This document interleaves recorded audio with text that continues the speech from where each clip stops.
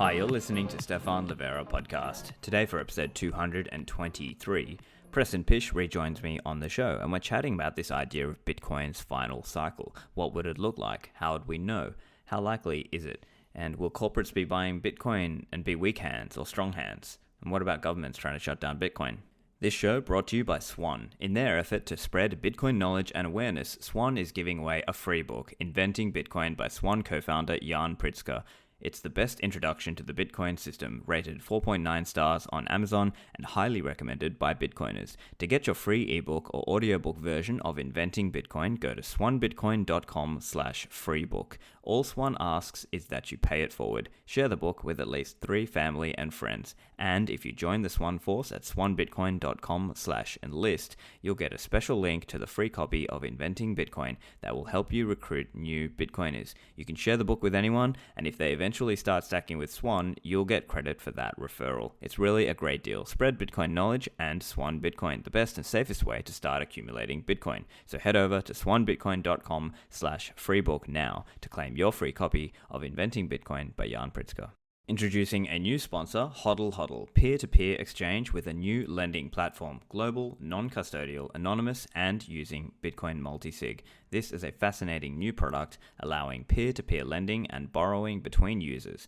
Bitcoin is locked up in multi-sig escrow and the loan is funded using a stablecoin such as USDT. If you are a hodler who wants some liquidity without selling your Bitcoin, this is now another option to get fiat stablecoin liquidity. Or if you've got stablecoins and want interest, this is Bitcoin DeFi. With HODL HODL's lend platform, you set your own terms and put up offers depending on how long you want to borrow or lend and interest rates. Go and check it out at lend.hodlhodl.com.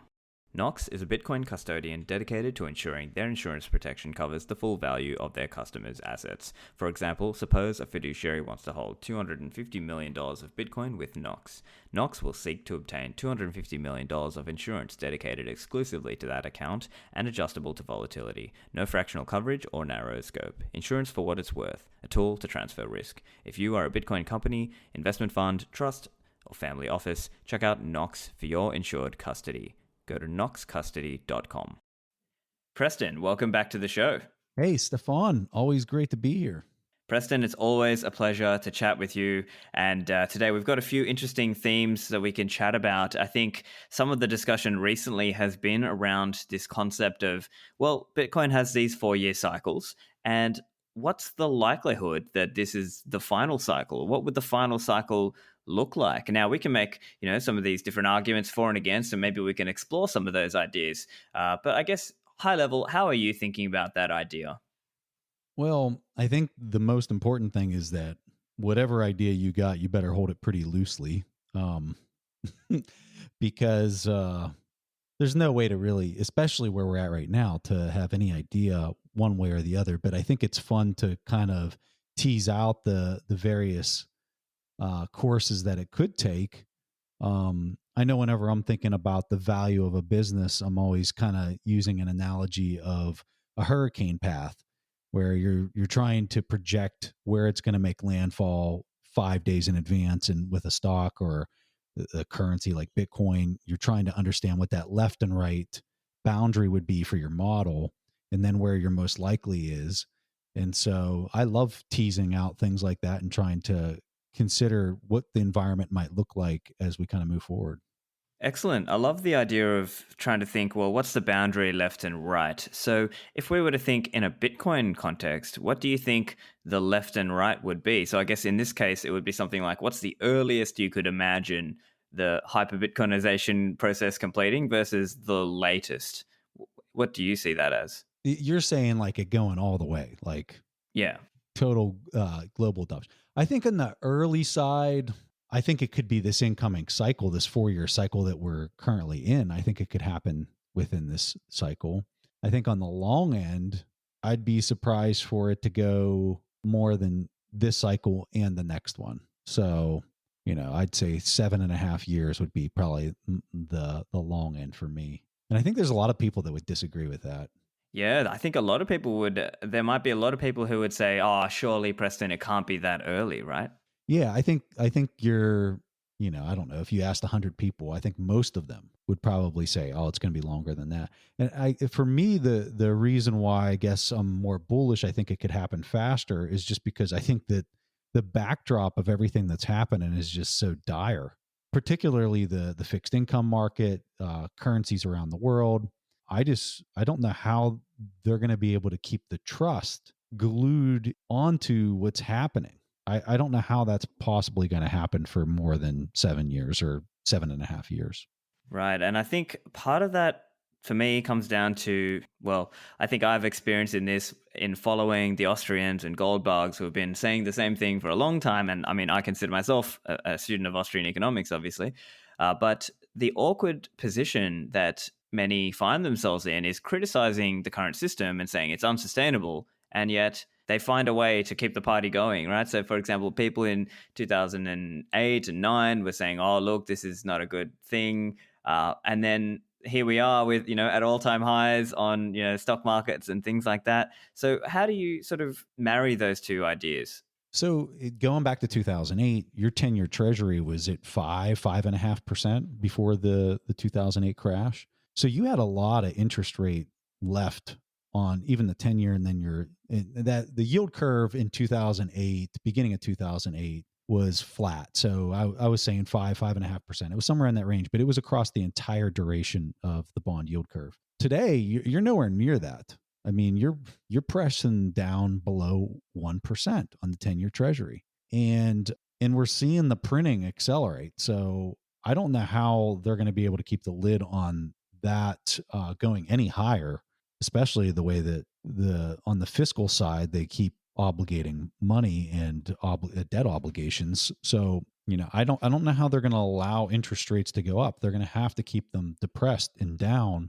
And so I think that that's really the big part to all of this, that and it's just not here in the US. Most of the rates around the world are negative, and you didn't have any of that in 2008. You didn't have any of that prior to 2008. So that's where this gets very different and significantly different. And if people aren't thinking about that piece of it, I mean, come on, think about it. If you have a negative interest bond, you're signing up for a contract to lose money. You're signing up for a guarantee to have less money. So I just don't know how long that charade can last. And I mean, we're at the tune of negative $16 trillion of negative interest debt out there, fixed income debt. So how long can they keep that charade going? And I think this is the part that I think is really important to consider. In the past, you didn't have this thing that looked like a rocket ship of buying power right next to it, right? So 2008, yeah, you had gold, and gold went up initially with the crash. Gold got punished just because it's a liquidity squeeze, right? But as soon as they pumped all the liquidity and the fiat units back into the system, I think gold did 200 or 300% from there, right? It went way up. But that's nothing, absolutely nothing, a speck compared to what I kind of expect out of Bitcoin in the coming year, as far as a percent in nominal fiat terms, how much it's going to go up. So when you're comparing something that's a guaranteed contract to lose money to something that is, I don't even know if a rocket ship is the right term. I mean, it's like a warp. It's like a buying power warp, what I suspect we're about to see. And so how can the market keep trust in something when that's the contrast, right?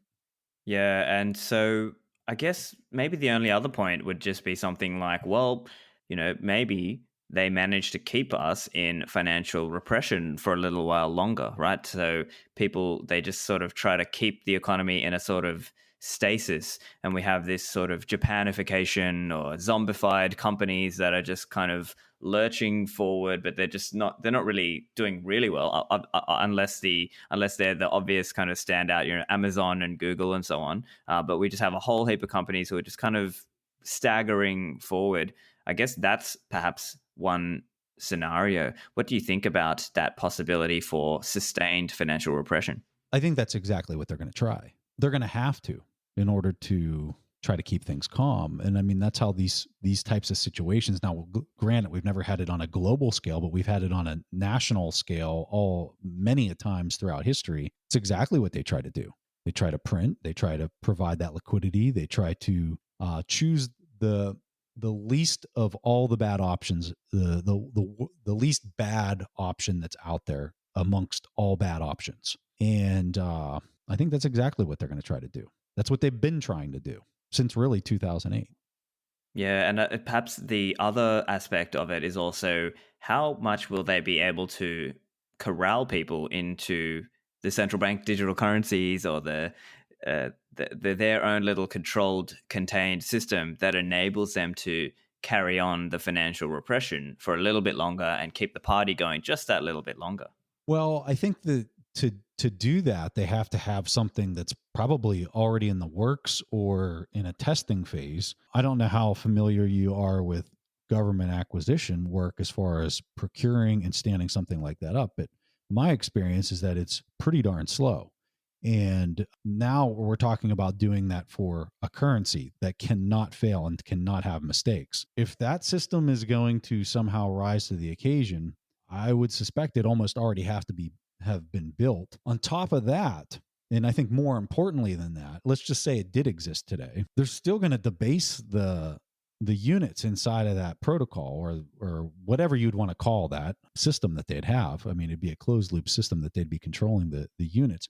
They have to continue to debase it simply because the habits of those elected officials, not just in the United States, but all over the world, is to spend money, to debase the currency in order to promote the cost of their goods and services to be lower than everybody else. So that's not going to change.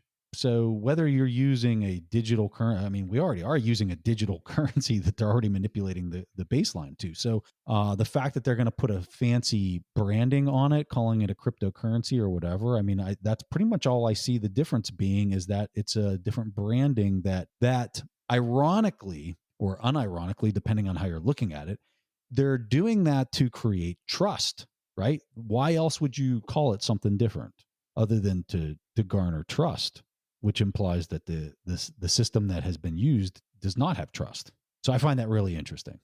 Yeah, and it just seems a little bit of cargo cult science, right? So that people are talking about Bitcoin, and then you see, the ECB and these big central banks come out and talk about, CBDC like it's a big new innovation, when really it's essentially a lipstick on a pig. So it's a funny world that we're living in, that is part of the conversation now. And, Jerome Powell's openly talking about CBDC and how they want to do some research on it before they come out with anything on that. And it's just a very funny thing. If anything, Stefan, it speeds it up, because now you get faster clearance of settlement times than what you had before. So if they're now doing digital currencies and doing it through a blockchain, or if it's centralized, can we even call it a blockchain? But they're going to speed up clearance times of being able to pay people.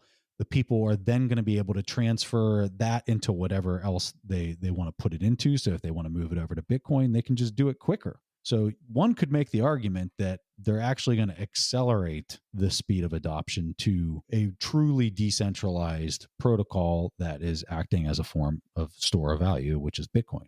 Yeah, I'd like to see definitely more and more people come into the Bitcoin world. Obviously, I think you and I and many of my listeners are obviously already there in terms of wanting a Bitcoin standard and so on.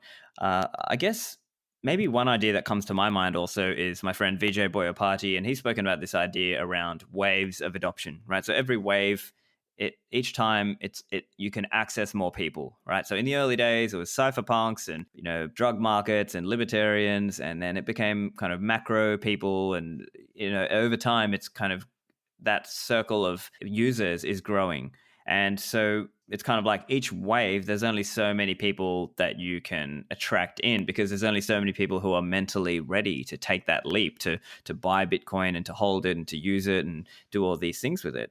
So I guess probably, in my view, that's the strongest argument I can think of why this coming cycle, let's say the next year or two, is not the final cycle. However, I'm curious what you think in terms of people being mentally ready to take that Bitcoin, orange pill. Well, at the end of the day, it comes down to trust. When do we feel like you're going to have such a headline in the news and trust is so eroded that it's a commonplace discussion in every single household around the world, that people were saying, hey, these currencies are broke, and this other thing over here that just keeps gaining value seems to be the solution to this. That day is going to come. And it's just a matter of when it's going to play out. So for a historical reference, you can go back and you can look at Germany in the 1920s when it had its hyperinflation event. And when you look at the chart, and anyone can Google this, just type in Germany 1920s gold mark, price chart. And when you see the chart, it just goes parabolic. It has a lot of growth early on, and it really kind of started in 1918. You had a lot of growth. Let's just say a one gold mark when compared to paper marks.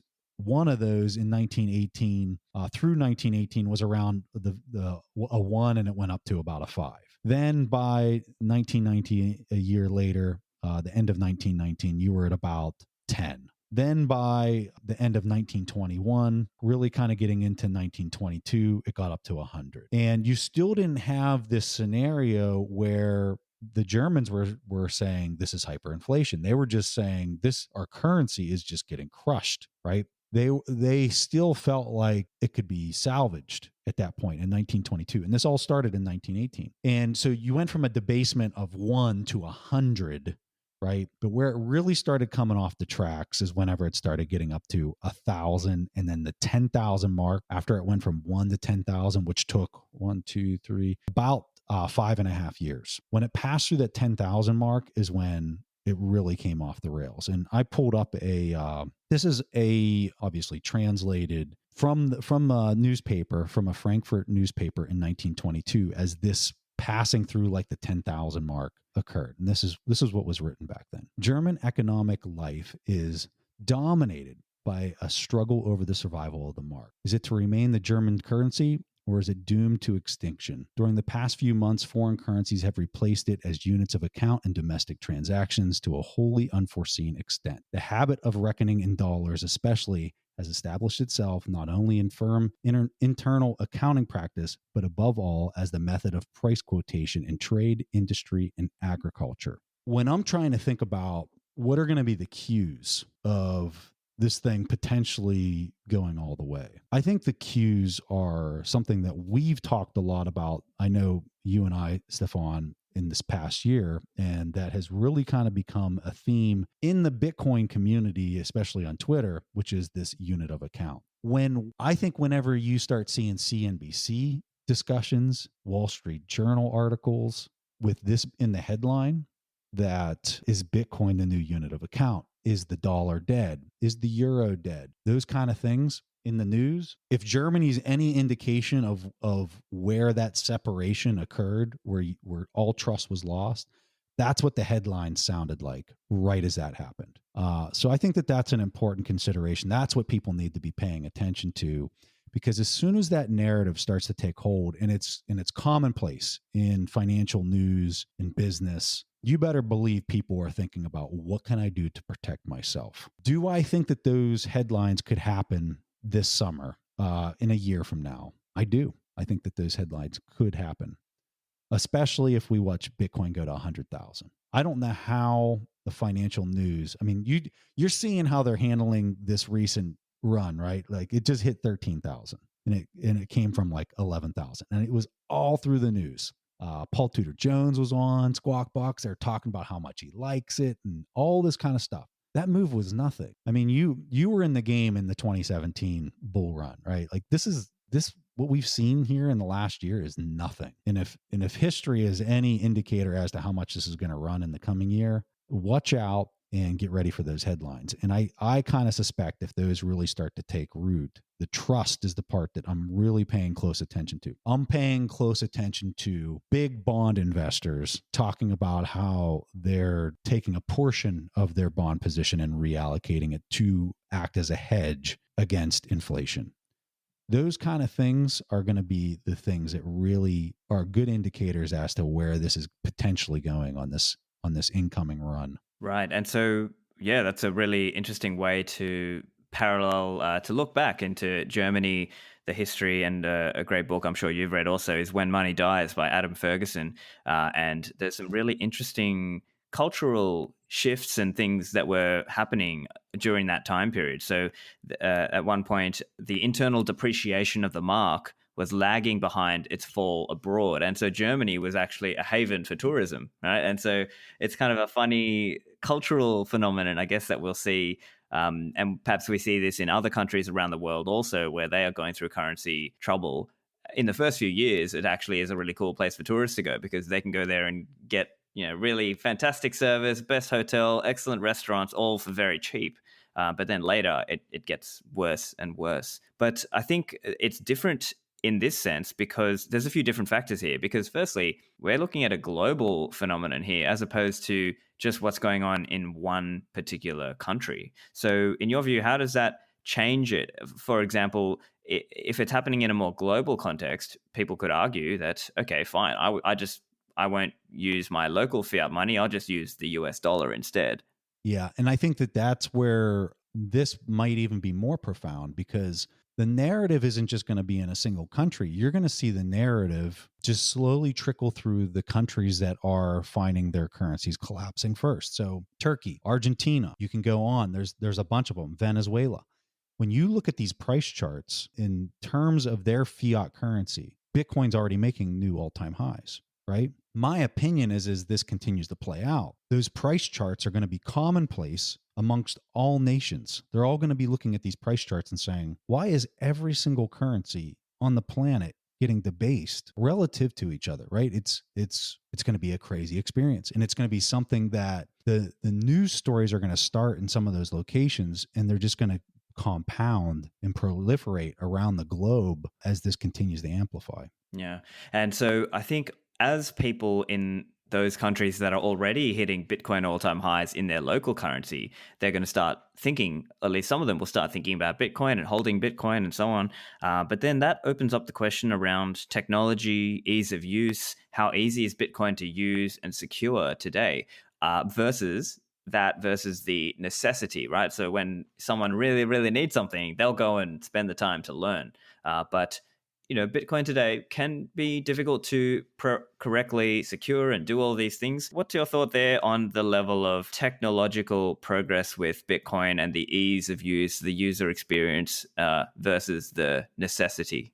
Well, when you look at the general population, most people don't have any type of positive earnings power. Your typical household, not just in the US, but literally all over the globe, they've been conditioned into spending whatever they've got as fast as they can, and then if they can borrow beyond that, they will, because they've been incentivized to act that way. Where you look at the locations where free cash flows are being generated in any type of meaningful way, it's on businesses' income statements and then being plowed into their balance sheets. That's where the meaningful amount of movement of free cash flows is actually at. And like we talked about, oh my gosh, probably 6 months, 9 months ago, Stefan, that's where I've kind of suspected it is going to end up. And so we're starting to see that. I don't think we're seeing it in any kind of meaningful way. We've seen a few companies that have done it in meaningful ways. But as far as collectively in publicly traded businesses, you're just now starting to see that become a point of discussion in boardrooms. And, when you think of it from a technical standpoint, how hard is it to secure Bitcoins or have some company secure them on your behalf? I don't see that as being any type of roadblock for this incoming cycle, because when I'm thinking about how companies are going to buy these, I mean, it's kind of a non-issue as far as I'm concerned. And then on the individual level, the people who have a significant amount of money, they're going to figure out a way to stack them. I don't think that that's going to prevent somebody who has any type of meaningful money to put into it is going to stop them from doing it. Yeah, you're right to point out the distinction there between individuals and companies. And also in these high inflation environments, if we look historically, as you mentioned, the 1920s Germany, or if we look at Zimbabwe, for example, a more recent historical example, we can see examples where people try to protect themselves against the depreciation of their currency and potentially of their net worth. And so they look at things like buying real assets or potentially taking out loans in the local currency, which is in some sense kind of going short. And so listeners, you can check out my recent episode with Russ Lamberti and Philip Haslam. We talk about their book, When Money Destroys Nations. But those are some examples that individuals and businesses can undertake to try and protect themselves. Do you have any thoughts around the most likely ways that people will do this? I mean, is it just going to be kind of like a Michael Saylor style, just buy Bitcoin and hold it in the treasury? That was, I think his example was not the common one for a publicly traded company. For private companies, I could see that all day long. But for a publicly traded company, he was in a unique position where he has an ability to outvote everybody. So he can do bold things like that. But most publicly traded companies don't have such a concentration of voting rights. So I think what you're going to see is a much more PayPal, I misspoke again. Jack Dorsey Square.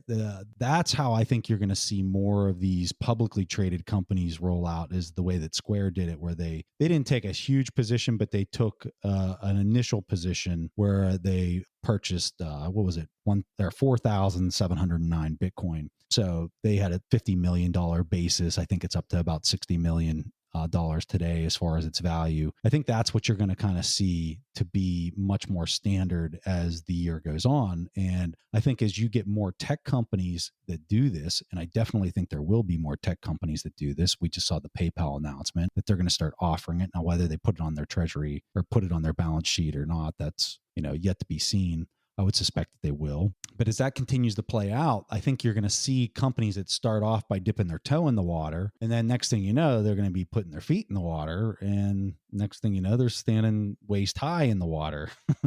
And most of it's going to be just because of the performance that it gives their stock is just going to be unprecedented. We've seen what's happened with Michael Saylor's company. And I think that is just literally the tip of the iceberg as to the performance that you'll start seeing out of MicroStrategy here in the coming year. And it does also open up that conversation around whether people will start buying MicroStrategy shares to have some exposure to Bitcoin also. Yeah, I think a lot of investors don't have access. Like their only access is through GBTC. They don't necessarily want to go create their own. They don't want to go to like a Kraken or whatever because it's just too much work. They don't necessarily think that they understand it, so they're just looking at an easy solution that they can do through their existing trading account. And so they're gonna find investors that are just gonna plow into things like MicroStrategy to get some type of exposure to it. Now, as my opinion is as this cycle matures and we really start to see the price run, I'm not so sure that people are going to be so lackadaisical in their way that they're gaining exposure to it. I think they're going to take a much more active approach. But yeah, that's kind of how I see it. Back to the interview with Preston in a moment. Check out bitcoinblackfriday.com, a project from the team behind Bitcoin Magazine and the Bitcoin 2021 conference. It's a celebration of the growing Bitcoin economy. On the site, you can find active deals for up to 50% off on your favorite Bitcoin gear and other merchants that accept Bitcoin. And it doesn't stop with spending Bitcoins. The Fold team has teamed up with Bitcoin Black Friday to bring you a special promo for the much-awaited Bitcoin Back card. Spend fiat and earn Bitcoin. Now, if you sign up for early access for the Fold card on Bitcoin Black Friday, you will be entered into a raffle to win a whole Bitcoin. That's right. Go to bitcoinblackfriday.com right now and sign up for the Fold Bitcoin rewards card to enter a chance to win an entire Bitcoin. If you're interested in the idea of Bitcoin native financial services, go and look up Unchained Capital. Unchained are doing great work to make multi-signature accessible. So if you're thinking about your Bitcoin security, why not consider multi-signature with Unchained? You can build it yourself, or if you want assistance, there is a Vault Concierge onboarding package. You can have hardware wallet devices mailed to you and have guided setup calls to build your vault together. Use code Lavera for a discount there. And also, Unchained have a range of other open source contributions in the ecosystem, such as Caravan and also Hermit. So if you're interested, go and check out my recent interview with Joe and Dhruv from the team and go to unchained-capital.com to find out more. Yeah, so they may dip their toe in the water with this kind of orange coin exposure without actually holding any, and then eventually learn, okay, I actually need to learn how to take custody myself and do all those more advanced things to sort of truly do Bitcoin. But another question that came to my mind as well is when companies are buying Bitcoin, there is that question of whether they will be strong hand holders or whether they will be weak hands who sell at the first sign of trouble. Do you have any thoughts on contrasting whether an individual who's an individual hodler, who's ideologically or just interested in Bitcoin and is hardened through time, versus a company holding where perhaps they will face pressures from their board or their senior executive management and directors and so on, who will say, oh, I want to cut my losses and run, that kind of thing? Yeah, I don't see them trading it like you've seen people on Twitter that trade it. These decisions are very strategic. These companies, the boards they meet, they're looking at things that they can buy and hold through a long period of time.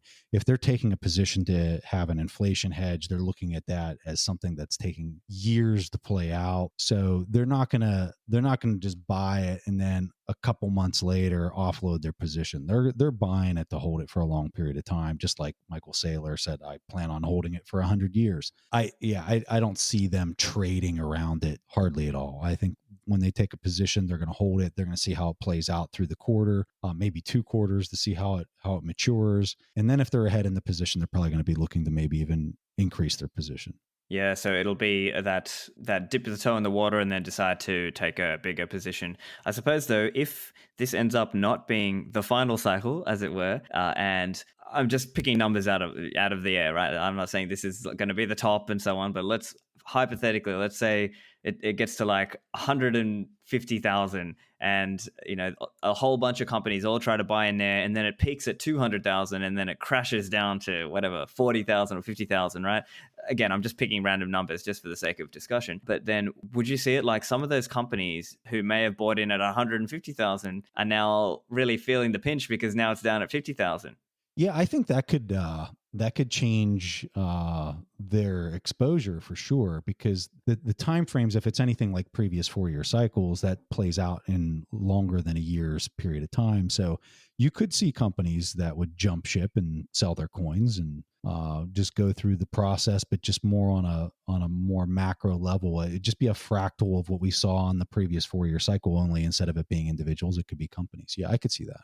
Yeah, although to that point, the companies who are earlier into it now, for example, Michael Saylor in that scenario would still be very much up on his investments. So that's for so I sure. guess, Yeah. The value, if I was going to get into talking about the value of businesses, because I was seeing a lot of comments on Twitter about this, is like, how do you value MicroStrategy when they're sitting on so much Bitcoin? And especially when you compare it to how much free cash flows they're kicking off. How do you value that as a stock? And people are buying it to gain some exposure to Bitcoin, but how much exposure to Bitcoin and like all those things. And you don't mind me getting into this part of just going in this direction, do you, Stefan? of course, no, let's do it. Yeah. So when I think about value, and this is something that I've noticed in the community, a lot of people are technically oriented by price charts when they're looking at things, and not necessarily looking at a company and doing a strong analysis as to what the value is that the company's actually able to produce in the marketplace, and then compare that relative to all the other companies that they could invest in. So when I'm doing this, the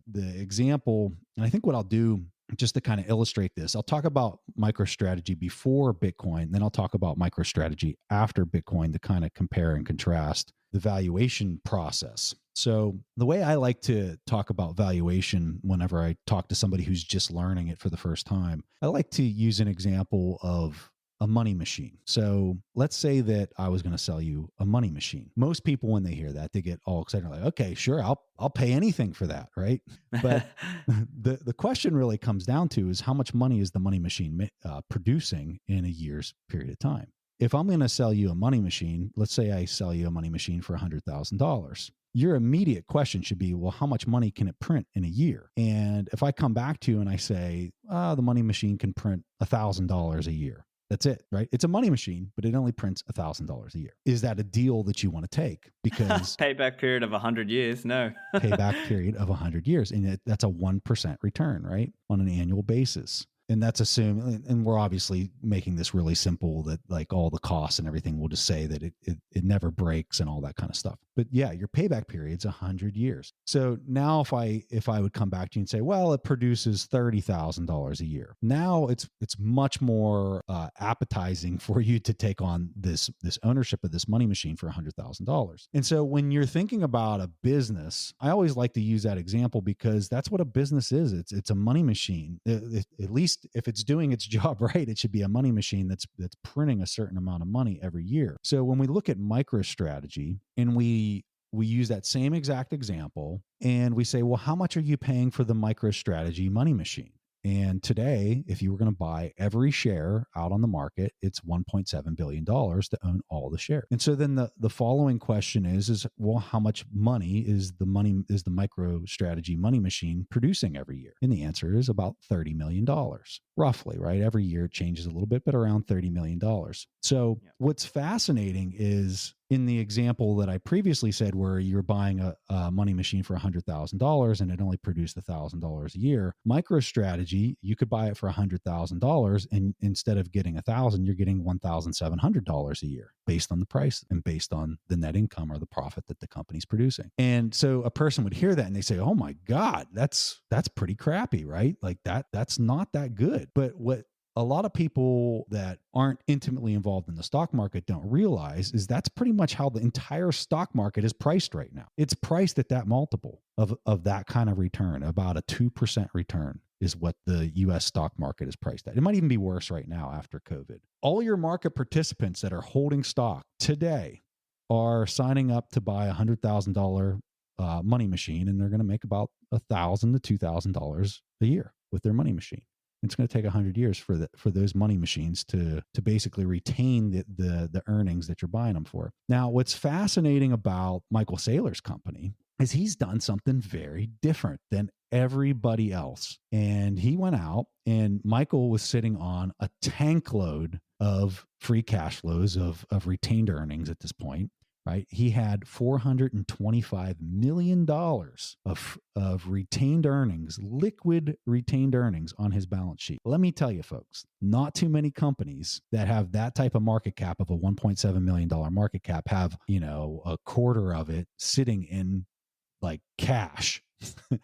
And Michael did. And so he goes out there and he not only does he go and buy some Bitcoin, but he literally goes and buys like all of his liquid cash. He goes and buys completely all of it Bitcoin. Now his company goes and, since buying it, what's it been, a quarter, 3 months, Stefan, would you say at this point? Yeah, roughly. Yeah. I'd say a quarter. So in 3 months, now granted, this is unrealized gains, so they could go down, but today he's already made in unrealized gains $66 million in 3 months.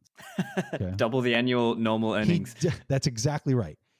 His bottom line for the year is $30 million, and he's already doubled it. So you had a company that was making $30 million a year, right? It was basically making the $1,700 in the money machine example, and he's tripled it. Okay, so instead of getting, we'll just round it up and say he was getting a 2% return. Now he's getting a 6% return. As a analyst, as a security analyst, how do you value a company that just tripled their bottom line in a quarter, right? So if we were really going to do this as an annualized thing, you'd multiply that by 4. And it's not triple, it's way higher than that, right? Now we're doing all this public math, so I got to be careful. But that's some serious stuff to think about. Now, when we think about, well, where would the company be in a year from now?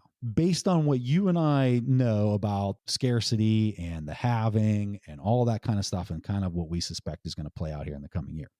I'm just going to tell you, in my expectation, in a year from now, Bitcoin's going to be at $100,000. That's my opinion, right? I could be way off. But if that scenario is true, Michael Saylor is going to have $3.8 billion of unrealized gains in just his Bitcoin alone. Okay. $3.8 billion. That would take his company 111 years to produce as far as profit. All the assets on his balance sheet minus the Bitcoin that's sitting there. It would take those assets, those people performing those jobs 111 years to produce that much bottom line profit and retain it. How do you value something like that? I don't have a good answer for you, but I can tell you it's drastically different than how you're valuing everything else in the marketplace. Because everything else in the marketplace, you're buying the money machine for $100,000 and you're only making $1,000 or $2,000 for every company, pretty much in the entire stock market, in general terms, like the S&P 500 and such. So, where do I expect his company to be in a year from now? Well, if the calculation we've got for the Bitcoin is right, and it's $3.8 billion, then you stack on top of that how the market was valuing that $30 million stream of cash flow before, you come up with around a $4.3 or $4.5 billion market cap valuation, which would put it at about a $430 share price in a year from now, at a minimum. For me, at a minimum, that's how I would be thinking about the value of that business that I would expect to see in a year from now, at a minimum. So it's pretty interesting because normally when you're valuing a business, it really comes down to how much are they putting off the bottom line on their income statement. And then the assets are just kind of looked at very differently. When you start getting into the balance sheet, typically you're looking at a business that's failing and you're going to try to repurpose or resell the assets and try to recuperate more than what you paid for them in the book value. But man, it's a really interesting time in security analysis, because I kind of suspect the companies that are sitting on these big balance sheets, on these big Bitcoin balance sheets, are going to start to be looked at more closely and with more of a premium than the traditional assets of the company that they typically produce on the income statement side. And boy, we've never seen anything like that. It's really exciting as a person that likes to study this kind of stuff. Yeah, I think that you gave a really great explanation there, Preston. And I think maybe expressed in another way, people sometimes, people who are looking at the stock market and thinking, okay, what sort of stocks am I buying? Typically, or a common one is CAPE, right? Cyclically adjusted price to earnings ratio.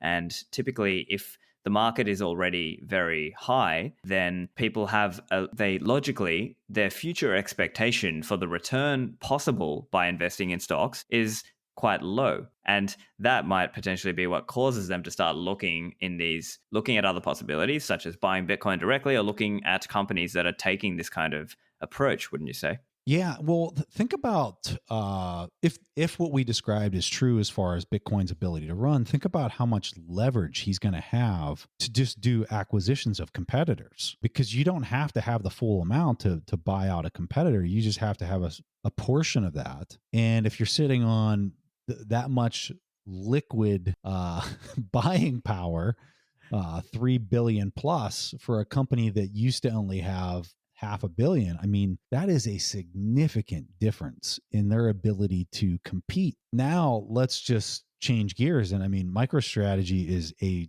it's a tiny company compared to the Apples and the Amazons and all these other big tech companies that are literally sitting on hundreds of billions of dollars that they could drop into the market. So like Michael Saylor just bought $425 million worth of Bitcoin. Apple could step in and literally take a $10 billion position in Bitcoin. And it would be viewed as a conservative. I think it'd be viewed maybe not as conservative, because that would be, what would that be? 5% of their, I don't know how much marketable securities are currently sitting on. I know it's over 100 billion. Like Berkshire Hathaway would be, I know there's a little bit better. They're slightly over, I think they're at $150 billion in marketable securities. So if they step in and they take a 10 billion, which I don't suspect is going to happen with Berkshire, but just for the numbers purpose, right? They come in with a $10 billion position. That's less than 10%. And I think Apple's is even higher than that. So those companies have the capacity to do that. They also have the technical prowess of people sitting there on their staff that can figure this stuff out. You and I can look at this technically and it makes sense to us. If you don't think that some of the smartest programmers sitting at Google and Amazon and other places aren't going to take a closer look at this stuff as companies like MicroStrategy and many others start stacking it on their balance sheet, we're all crazy, because they are. And boy, they've got the money to throw at this thing. And so I think it's going to become, I think by the time you get into the second quarter of 21, I think it's going to be the talk of who's stacking most of this stuff as much as this stuff as they can and putting it on their balance sheet. Yeah, so I think I don't know the exact numbers, but I think just from a quick search, it looks like Apple has something like 200 billion in cash on hand. And so, I mean, if they were to buy, what is that, 10 so billion? That's 5%. Yeah, that'd be 5%. So it would be quite a reasonable amount for them to buy. So I guess my next question to you, Preston, is what kinds of companies are well placed? Like, is it that, as I think, as you mentioned earlier, MicroStrategy were uniquely well placed in that Michael Saylor has a high ownership share of the company and thus can have a little bit more leeway in how he runs the show. I guess the counter might be something like some of these larger companies. They're more like the Titanic. They just can't turn that quickly. Yeah, I think that, I mean, if there's one thing that Silicon Valley has showed us, it's that, there's a lot of blood in the water and everyone's sniffing each other's tails, and they're all so innovative, but at the end of the day, maybe they really aren't. And they're just trying to keep pace with everybody else. So I think if one of them starts doing it, then all of them are going to start doing it. And then it's going to maybe get a little competitive, especially as the performance and what it's doing to their stock price and whatnot is, reinforcing of the decisions that were previously made. So I think that a really important consideration with all this is you have to have free cash flows, period. If you're a company, which half of them out there are not profitable, maybe even more now that we're through COVID, that was pre-COVID, half of the companies don't even make a profit. If you're not making money, you're either selling things to come up with money to allocate into this, or you have positive free cash flows, right? So the companies, and this is where I think this is really exciting, because the big issue that we have is since 2008, the zombies have been kept alive at all costs. I mean, the amount of manipulation that has happened by central bankers, not just in the US, all over the globe, to keep zombie companies alive is, in my humble opinion, disgusting. Part of this thing that we call capitalism is you have to let businesses that don't add value, that the market doesn't value their products and services, to fail. That is what creates the creative destruction of something else to rise up out of the ashes and produce something that is valued. One of the things that I'm so excited about with Bitcoin is if you're not making free cash flows and you're not profitable, well, guess what? You can't freaking buy it, right? You can't buy it. And if you're not stacking them, in my humble opinion, you're about to get just decapitated. I mean, I look at Michael Saylor's company. He has no issues whatsoever of something like that happening to him. But when you look at some of these other companies that aren't producing a bottom line, they're going to just get clobbered. Yeah, so it's certainly going to be very kind of polarized then between those able to invest in Bitcoin and those not able to invest in Bitcoin. Maybe one other point is that, let's say at a professional money management level, there might be people who are reluctant to buy into a crazy bull run. So for example, people might be like, they're wanting a deal. They don't want to be buying into something that they feel like but basically they don't want to be risking that they're buying the top, right? So I guess what are the kind of main ways that people will try to manage that, right? Can manage it with some knowledge. I mean, you pose such an awesome question, because I can see this thing running through 30,000 and people just being like, this is nut, right? This makes no sense. Your traditional money managers, they're going to be like, this is idiotic. This isn't backed by anybody. All the 2015 arguments that we've all heard. They're all going to be saying them ad nauseum. And they're going to be saying, well, I'm going to wait for the next dip. And then the next dip's going to happen, and what's going to happen in their mind. They're going to say, well, maybe these were the tulips, right? After, when the dip plays out, then it's becoming tulips, and then it has just a snapback next run to 40,000, and they're just like, oh, I'll buy the next one, and then it just keeps playing out, and then they just keep sitting on their hands, and they never do anything. And for somebody who's never experienced one of these bull runs, and we were saying earlier, you hadn't seen nothing yet. When these things start to run like that and they're moving, this one's going to move in multi-$1,000, $5,000 kind of days there, especially at the end.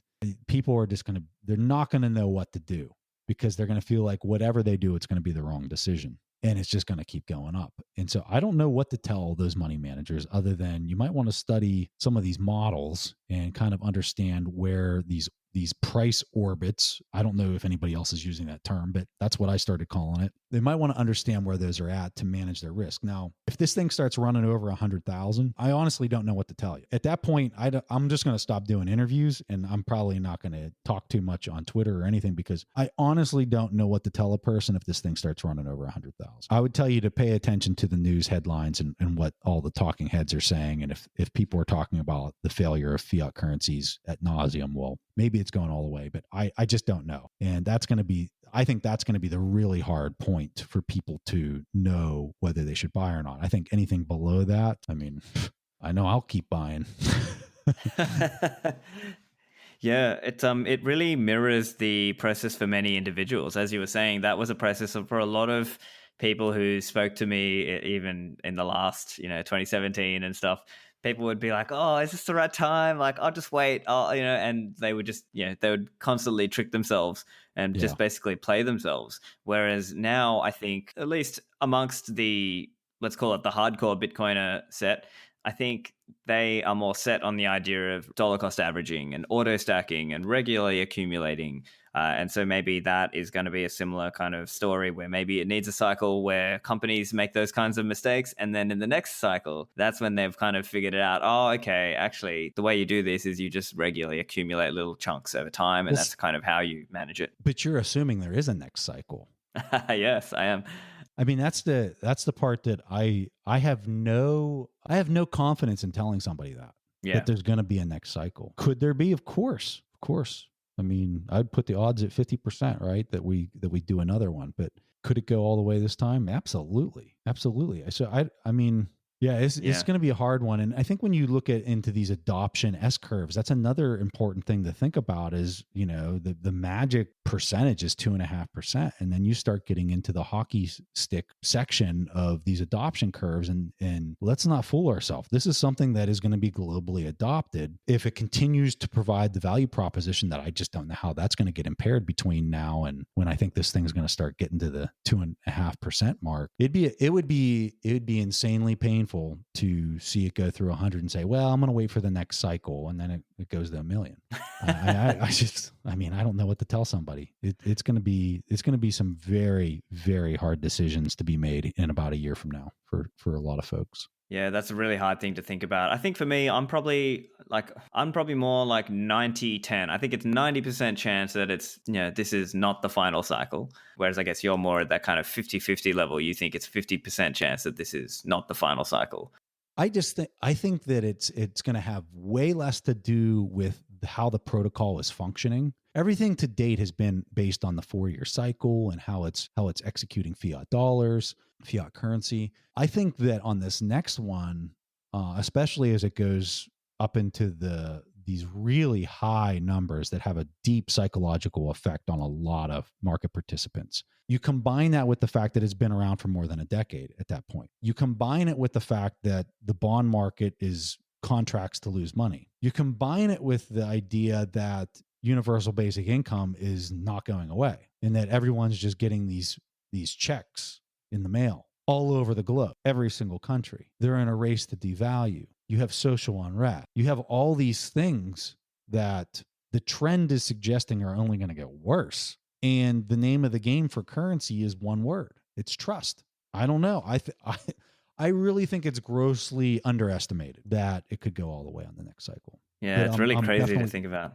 Yeah, I'm definitely open to both scenarios. Yeah. I mean, absolutely. I think it's kind of difficult because here's the other thing. What about government reactions, right? So, as an example, Raoul Pal has spoken about how if you ask him about the government risk and stuff like that, he's sort of said, "Oh, look, it's not at the size yet that I would even worry about that." But let's say, during this next cycle, it starts to get to that size. Are there actions that a government could take to potentially slow the adoption of Bitcoin? I think it's unlikely at this point that they could. I think it's highly unlikely that they could kill it. But is it possible that they could take some action that slows the adoption of Bitcoin such that it staves it off into the future? Or perhaps there might be some forcing factor in the sense that because Bitcoin exists, it might force governments to change on their side as well and find some way to be less inflationary. Maybe they would try to modify the financial system to try to sort of keep people inside it and give them some level of carrot or incentive to stay in the fiat world as opposed to coming into the Bitcoin world. What's your view on that kind of idea over this next cycle? I would just flip it on its head and just say, what if governments are trying to, because come on, we can't kid ourselves. These government officials are going to realize that if they start to do things to inhibit its adoption and it becomes global money, they've literally just shot themselves straight in the leg in a race that they need two very strong legs for. Would we potentially see the exact opposite play out of what you just described? And I think that's when I think about the game theory, I mean, the last thing you want to do is if you see something that looks like it's emerging as a new unit of account for the world, and you're saying, I'm going to gimp myself out for this race, this epic race of proportions. I don't know that that's going to be necessarily how it's handled. I mean, when you look at how all the legal implications of this are being handled right now, they're kind of suggesting the opposite of what you said. Yeah, I agree with you there. I think the recent OCC news and some of these other kind of milestones that we are reaching, I guess we could say, it's very well possible that we start seeing governments get more involved in, say, Bitcoin mining and having their own Bitcoin mining operations, or legally and officially having support for that kind of thing, where they want to try and promote it within their own country. And we're seeing that already in some countries around the world, just not in like many countries, but that potentially could happen. Mining operations start to get nationalized. Sorry to interrupt you there, but yeah, maybe that's what they start to do. Yeah, that's also a possibility. I mean, we've heard those rumors of things going on in Venezuela like that, or I think other countries as well, potentially Iran. I mean, the challenge is you can't. Everyone has to do the same thing in order for that scenario to work, and I just don't see that possibly happening. Especially when you look at it in the context of every country in the world has been a victim of dollar dominance for the last since Bretton Woods. Right? Since 1944, they have been a victim of dollar dominance. When one entity has been able to just benefit from that currency driving everything for that many years, and now they're starting to see that system breaking down, I kind of suspect that you're going to see all the other countries in the world going at this as hard as they possibly can. Yeah, look, I think I agree with you that it's in their incentive that you see this thing coming and you can't stop it. So you might as well try to have some and have power within the Bitcoin system. Perhaps maybe the only other thing I can think of is that sometimes governments do things that don't make sense. You know, like even if they do make sense, even if it would make sense for them to support it, I think we'll see at least some governments that really come out strongly against Bitcoin. And then it becomes a game of jurisdictional arbitrage. I think it becomes about going to those places that supporting Bitcoin because they know they can't stop it. But for those people who are stuck in a country that is very anti-Bitcoin or putting out a lot of rules and regulations that basically stop the adoption or criminalize it and things like that, it's going to be a difficult journey for them. I totally agree with you on that. I think if there's one thing we can count on is that there are going to be countries that really get this wrong. And which ones they are, I have no idea. Yeah, that's a tough one to think about. But potentially those small or medium countries might have more of an incentive to, because they're the ones kind of punching up, right? They're the ones who have more of an incentive to try to support this thing and to try and ride the wave. So maybe they'll be the ones to try and have tax incentives or some other kinds of citizen incentives for people to come and set up a Bitcoin business or set up Bitcoin mining there. And maybe that's something we see. But I guess for me, it just feels too early, you know, like even though you and I are very bullish on Bitcoin, we think it's going very high, you know, medium to longer term. For me, it just feels too early for all of that to be happening in the next year or two. You know, to me, it feels more like kind of next cycle is when we might start seeing some of those things. But I guess that's my view. But go on. And yeah, I would agree with that. This is going to be, if it would play out in this short duration time frame, like I'm saying here, in the next 3.5 years, I think that would be a real shock to the system, and I think it would be very painful for a whole lot of people. Is that what I want to happen? I don't know what it is that I want to happen. I just want to see there to be a fair standard for all market participants around the world. That's what I ultimately want, but I don't know necessarily the best way to achieve it is fast or slow. Do you rip the Band-Aid off quickly? Do you rip it off slowly? Not that it's going to be a choice. I just don't know what's going to be better for most people around the world, but I do think that there is a possibility that could be faster than what we might be, than what the market sentiment would be suggesting. Yeah. I guess if there were to be indicators that you thought, okay, it's not going to be this coming cycle, what would those kinds of indicators look like? Like, would there be any kind of maybe irrational exuberance indicators in your mind, or do you think those are actually just indicators, as you were saying, what the US dollar killer kind of aspect? Well, I think if you don't have the price go to the levels that we were talking, as far as like 100,000 plus, somewhere in that range, I think if you don't have some of those numbers being hit within the time frame that we were talking, then I definitely don't think that you're going to see it play out on this cycle. Like, for example, let's just say the price went up to 30,000 and then came back down into some low number like 15,000 or whatever. There's no way that something like that is going to drive this to become global money with a move like that. I think you're going to need something in excess of $100,000. Yeah, that's a fair comment.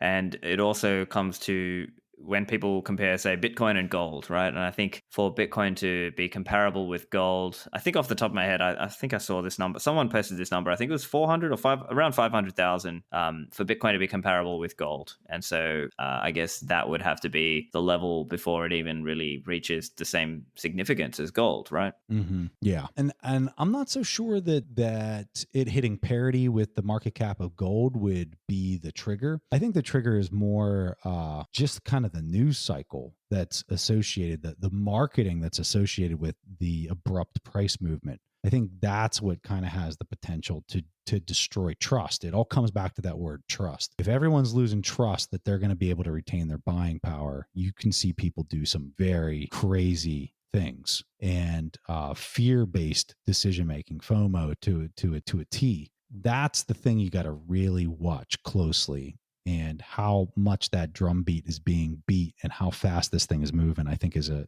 really key component of whether it's going to be able to do this or not.